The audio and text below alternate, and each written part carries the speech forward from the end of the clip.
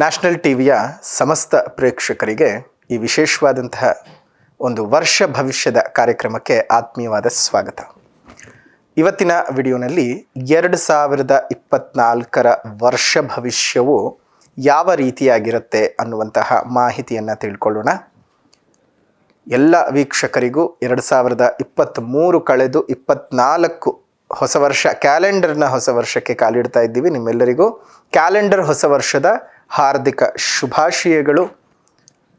ಏನು ನಡೆಯುತ್ತೆ ನಿಮ್ಮ ಜೀವನದಲ್ಲಿ, ಯಾವ ರೀತಿಯಾದಂತಹ ಫಲಗಳನ್ನು ನೀವು 2024ರಲ್ಲಿ ಅನುಭವಿಸಬಹುದು ಅನ್ನುವಂತಹ ಸಂಪೂರ್ಣವಾದ ಮಾಹಿತಿಯನ್ನು ಈ ವಿಡಿಯೋಗಳಲ್ಲಿ ತಿಳ್ಕೊಳ್ತಾ ಹೋಗೋಣ. 12 ರಾಶಿಯವರಿಗೂ ಸಹ ಯಾವ ರೀತಿಯಾದ ಫಲಾನುಫಲಗಳು ಈ 2024ರಲ್ಲಿ ಇದೆ ನೋಡೋಣ.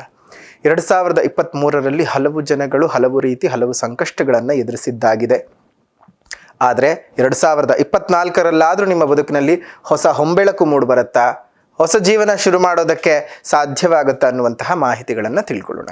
ಮೊದಲನೇದಾಗಿ ಮೇಷರಾಶಿಯವ್ರಿಗೆ ಹೇಗಿದೆಯಪ್ಪ 2024ರಲ್ಲಿ ಅಂತಂದರೆ, ಈ ವರ್ಷ ನೀವು ಬಹಳಷ್ಟು ಉತ್ತಮವಾದಂತಹ ಫಲಿತಾಂಶಗಳನ್ನು ಪಡ್ಕೊಳ್ತಕ್ಕಂತಹ ವರ್ಷವಾಗಿರುತ್ತೆ.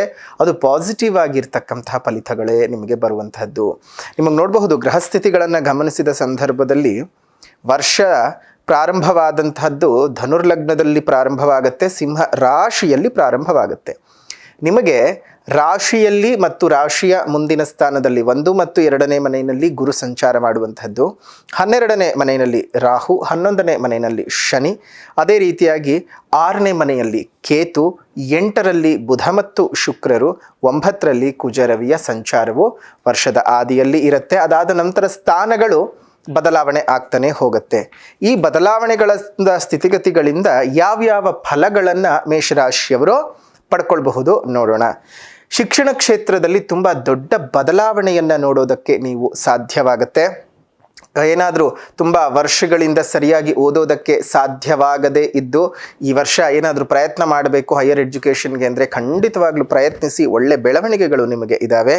ಶಿಕ್ಷಣಕ್ಕೆ ಸಂಬಂಧಪಟ್ಟ ಹಾಗೆ ತುಂಬ ಉತ್ತಮವಾದಂತಹ ದೊಡ್ಡ ಮಟ್ಟದ ಪಾಸಿಟಿವ್ ಬದಲಾವಣೆಯನ್ನು ನೋಡ್ತಕ್ಕಂತಹ ವರ್ಷ. ಸೊ ಹಾಗಾಗಿ ಮೇಷರಾಶಿಯವರಿಗೆ ಶಿಕ್ಷಣದ ಜಾತಕ ತುಂಬಾ ಚೆನ್ನಾಗಿದೆ.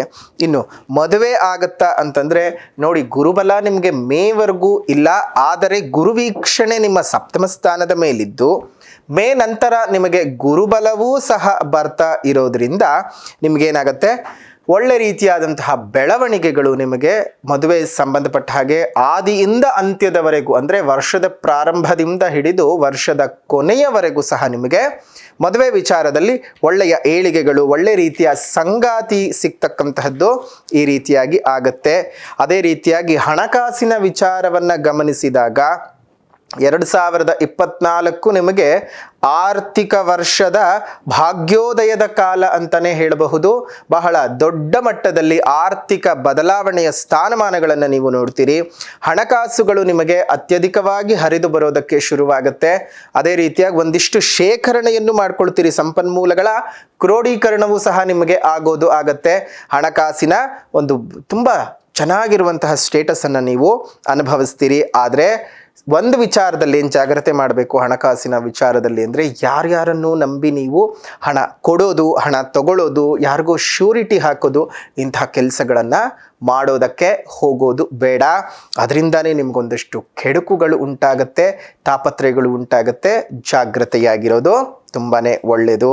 ಇನ್ನು ವ್ಯಾಪಾರ ವ್ಯವಹಾರಗಳು ಚೆನ್ನಾಗಿ ಆಗುತ್ತಾ ಅಂತಂದರೆ, ಬಹಳ ಚೆನ್ನಾಗಿರ್ತಕ್ಕಂತಹ ವ್ಯಾಪಾರ ವ್ಯವಹಾರವನ್ನು ನೋಡ್ತೀರಿ. ಅದರಲ್ಲೂ ಈ ಇಂಜಿನಿಯರ್ ಆಗಿ ಕೆಲಸವನ್ನು ಮಾಡುವಂಥವ್ರಿಗೆ, ಇಂಜಿನಿಯರಿಂಗಿಗೆ ಸಂಬಂಧಪಟ್ಟಂತಹ ವ್ಯಾಪಾರ ವ್ಯವಹಾರವನ್ನು ಮಾಡುವಂಥವ್ರಿಗೆ, ಇನ್ನು ರಿಯಲ್ ಎಸ್ಟೇಟ್ ಮಾಡತಕ್ಕಂಥವರಿಗೆ, ಭೂಮಿಗಳಲ್ಲಿ ಸಂಬಂಧಪಟ್ಟಂತಹ ಕೆಲಸವನ್ನು ಮಾಡುವಂಥವರಿಗೆ, ಕೃಷಿಕರಿಗೆ ಎಲ್ಲವೂ ಸಹ ಬಹಳ ಲಾಭದಾಯಕವಾಗಿ ಇರತಕ್ಕಂತಹ ಒಂದು ಅಂಶಗಳನ್ನು ಮೇಷರಾಶಿಯವರಿಗೆ ಸೂಚಿಸುವಂಥದ್ದು. ಆದಾಯವು ಜಾಸ್ತಿ ಆಗುತ್ತೆ, ವೆಚ್ಚವು ಕಡಿಮೆನೇ ಇರುತ್ತೆ ನಿಮಗೆ ಈ ವರ್ಷದಲ್ಲಿ 2024ರಲ್ಲಿ. ಇನ್ನು ವೃತ್ತಿರಂಗ ಹೇಗಿರುತ್ತೆ, ನಿಮ್ಮ ಕೆಲಸ ಕಾರ್ಯಗಳಲ್ಲಿ ಅಭ್ಯುದಯವಾಗುತ್ತಾ, ಕೆಲಸ ಕಾರ್ಯಗಳಲ್ಲಿ ಏನಾದರೂ ಏರಿಳಿತಗಳೇನಾದರೂ ಇರುತ್ತಾ ಅಂದರೆ ಖಂಡಿತವಾಗ್ಲೂ ಇಳಿಕೆ ಕ್ರಮ ಇರೋದಿಲ್ಲ, ಏರಿಕೆಯ ಕ್ರಮವೇ ನಿಮಗೆ ಇರುತ್ತೆ. ತುಂಬ ದಿವಸಗಳಿಂದ ಏನಾದರೂ ನನಗೆ ಟ್ರಾನ್ಸ್ಫರ್ ಆಗ್ತಾ ಇಲ್ಲ, ನನಗೆ ಸರಿಯಾದ ಸಿಗಬೇಕಾದ ವೇತನ ಸಿಗ್ತಾ ಇಲ್ಲ, ವೇತನದ ಭತ್ಯೆ ನನಗೆ ಸರಿಯಾಗಿ ಬರ್ತಾ ಇಲ್ಲ, ಹೆಚ್ಚಳವಾಗಬೇಕಾಗಿತ್ತು ಕೊಡ್ತಾ ಇಲ್ಲ, ಇಂಕ್ರಿಮೆಂಟ್ ಕೊಡ್ತಾ ಇಲ್ಲ, ಸಿಗತ್ತೆ ನೋಡಿ. 2024ರಲ್ಲಿ ನಿಮಗೆ ಅದಕ್ಕೊಂದು ತುಂಬ ದೊಡ್ಡ ಬದಲಾವಣೆಯನ್ನು ಸಹ ನೀವು ನೋಡ್ತಕ್ಕಂತಹ ವರ್ಷವಾಗಿರುತ್ತೆ. ಸೊ ಉದ್ಯೋಗದಲ್ಲೂ ನಿಮಗೆ ಬಹಳ ದೊಡ್ಡ ಬದಲಾವಣೆ. ಓವರ್ಸೀಸ್ಗೆಲ್ಲ ಹೋಗಿ ಕೆಲಸವನ್ನು ಮಾಡುವಂಥದ್ದು, ಅಂದರೆ ವಿದೇಶಗಳಿಗೆ ಹೋಗಿ ಕೆಲಸವನ್ನು ಮಾಡ್ತಕ್ಕಂತಹ ಯೋಗದ ಫಲಗಳನ್ನು ಸಹ ನೀವು ಪಡ್ಕೊಂಡಿದ್ದೀರಿ. ಈ ವರ್ಷದಲ್ಲಿ ಕೆಲಸ ಕಾರ್ಯಗಳಲ್ಲಿ ಬಹಳ ದೊಡ್ಡ ಬದಲಾವಣೆ, ಅತ್ಯುತ್ತಮವಾದ ಬದಲಾವಣೆಯನ್ನು ನೋಡ್ತೀರಿ. ಇಷ್ಟವಾಗುವ ಬದಲಾವಣೆ ಇರುತ್ತೆ. ಇನ್ನು ಆರೋಗ್ಯ ಹೇಗಿರುತ್ತಪ್ಪ ಅಂತ ಹೇಳಿದ್ರೆ, ಆರೋಗ್ಯದಲ್ಲಿ ನಿಮಗೆ ಅಂತಹ ತೊಂದರೆ ತಾಪತ್ರೆಗಳು ಏನೂ ಇಲ್ಲ. ಆದರೂ ಸಹ ನಿಮಗೆ ಇಲ್ಲಿ ಕೇತು 6ನೇ ಮನೆ ಒಳಗಡೆ ಇರೋದ್ರಿಂದ ಸ್ವಲ್ಪ ಮಟ್ಟಕ್ಕೆ ಏನಾದರೂ ಈಗಾಗಲೇ ಕಾಯಿಲೆ ಇದ್ದರೆ, ಈ ನರವ್ಯೂಹಕ್ಕೆ ಸಂಬಂಧಪಟ್ಟಂತಹ ಏನಾದರೂ ಕಾಯಿಲೆಗಳು ಇದ್ದರೆ ಅದಿನ್ನೂ ಬಾಧಿಸ್ತಾ ಹೋಗುತ್ತೆ, ಉಲ್ಬಣವಾಗ್ತಾ ಹೋಗುತ್ತೆ. ಕಾಯಿಲೆಗಳು ಇಲ್ಲದೆ ಇದ್ದರೆ ಹೊಸ ಕಾಯಿಲೆಗಳೇನು ಬರೋದಿಲ್ಲ. ಸೀಸನ್ ಆಗಿ ಬರ್ತಕ್ಕಂತಹ ಡಿಸೀಸಸ್ಗಳಿಂದ ಮಾತ್ರನೇ ನೀವು ಈ ವರ್ಷ ಒಂದು ಕಾಯಿಲೆಗೆ ತುತ್ತಾಗಬೇಕಾಗತ್ತೆ. ಅದು ಬಿಟ್ಟು ವಿಶೇಷವಾಗಿ ನಿಮಗೆ ಯಾವುದೇ ರೀತಿಯಾದಂತಹ ಒಂದು ತೊಂದರೆ ತಾಪತ್ರೆಗಳು ಈ ವರ್ಷದಲ್ಲಿ ಇರೋದಿಲ್ಲ. ಇನ್ನು ಪರಿಹಾರಗಳನ್ನು ಏನು ಮಾಡಬೇಕು ಮೇಷರಾಶಿಯವರು ಅಂತಂದರೆ, ಮೊದಲನೇದಾಗಿ ನೀವು ಮಾಡ್ಕೊಳ್ಬೇಕಾಗಿರೋದು ಏನಪ್ಪ ಪರಿಹಾರ ಅಂದರೆ, 5 ಅರಳಿ ಗಿಡಗಳನ್ನು ನೆಟ್ಟು ಪೋಷಣೆ ಮಾಡಬೇಕು. 5 ಅರಳಿ ಗಿಡಗಳನ್ನು ನೆಟ್ಟು ಪೋಷಣೆ ಮಾಡಬೇಕು. ಇನ್ನು ಅಶ್ವಿನಿ ನಕ್ಷತ್ರದವರು ಶ್ರೀ ಕಾರ್ತಿಕೇಯ ಸ್ತೋತ್ರ ಕಂದಬಂ ಇದನ್ನು ಓದ್ಕೊಳ್ತಾ ಬರಬೇಕು. ಇನ್ನು ಭರಣಿ ನಕ್ಷತ್ರದಲ್ಲಿ ಹುಟ್ಟಿದಂಥವರು ಶ್ರೀ ವೆಂಕಟೇಶಾಷ್ಟಕಂ ಸ್ತೋತ್ರದ ಪಠಣ ಅಥವಾ ವೆಂಕಟೇಶ್ವರಾಷ್ಟಕಂ ಸ್ತೋತ್ರದ ಪಾರಾಯಣ ನಿಮಗೆ ಅನುಕೂಲ.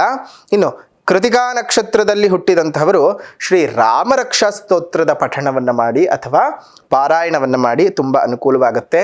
ಇನ್ನು ಈ ವರ್ಷದ ಮೂಲ ಮಂತ್ರ ಯಾವುದು ನಿಮಗೆ ಒಳ್ಳೆ ರೀತಿಯಲ್ಲಿ ಬೆಳವಣಿಗೆ ಕೊಡ್ತಕ್ಕಂಥದ್ದು ಅಂದರೆ, ಪ್ರತಿನಿತ್ಯ ಬೆಳಗ್ಗಿನ ಜಾವದಲ್ಲಿ 4 ರಿಂದ 6 ಗಂಟೆ ಒಳಗಡೆ ಉತ್ತರಾಭಿಮುಖವಾಗಿ ಕೂತ್ಕೊಂಡು ಓಂ ಐಂ ಹ್ರೀಂ ಶ್ರೀಂ ಬ್ರಾಹ್ಮಿ ದೇವ್ಯೈ ನಮಃ ಈ ಮಂತ್ರನ 108 ಬಾರಿ ಪಠಣ ಮಾಡಬೇಕು. ಇನ್ನೂ ಒಮ್ಮೆ ಹೇಳ್ತೀನಿ, ಓಂ ಐಂ ಹ್ರೀಂ ಶ್ರೀಂ ಬ್ರಾಹ್ಮಿ ದೇವ್ಯೈ ನಮಃ ಈ ಮಂತ್ರನ 108 ಬಾರಿ ಪಠಣವನ್ನು ಮಾಡಿಕೊಳ್ತಾ ಬನ್ನಿ. ಬಹಳಷ್ಟು ಅನುಕೂಲತೆಗಳನ್ನು ನೀವು ನಿಮ್ಮ ಜೀವನದಲ್ಲಿ ನೋಡೋದಕ್ಕೆ ಸಾಧ್ಯವಾಗುತ್ತೆ. ಎಲ್ಲವೂ ಸಹ ಶುಭದಾಯಕವಾಗಿರಲಿ. 2023ರ ಕಷ್ಟಗಳು 24ಕ್ಕೆ ಬರದೇ ಹೋಗಲಿ ಅಂತ ಹೇಳ್ತಾ, ಮೇಷರಾಶಿಯವರ ಈ 2024ರ ವರ್ಷ ಭವಿಷ್ಯ ಇಲ್ಲಿಗೆ ಮುಕ್ತಾಯ ಮಾಡೋಣ.